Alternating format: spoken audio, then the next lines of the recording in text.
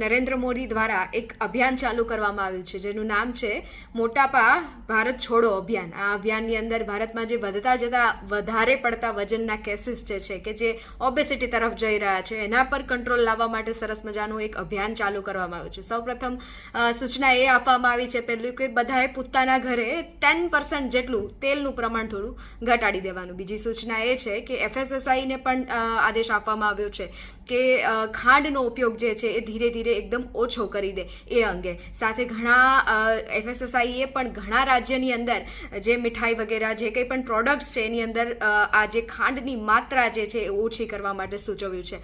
સાથે lifestyle modification, exercise એ બધું તો ભાગ ભજવે જ છે.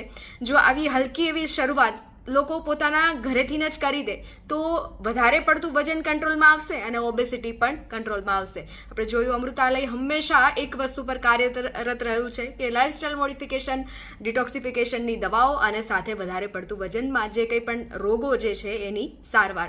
તો ખાસ લોકોએ ખાસ આનું સપોર્ટ કરવો જોઈએ સારી રીતે કે તમારા નજીકના જે કંઈ પણ પરિવારના લોકો છે, સાથે તમારું ગ્રુપ છે, એમાં ખાસ કે પહેલી કામ કે 10% જેટલું તેલ ઓછું કરવું અને સાથે ખાંડનું પ્રમાણ નહિવત અથવા તો ઘટાડવું ખાસ કરવું જોઈએ. Thank you.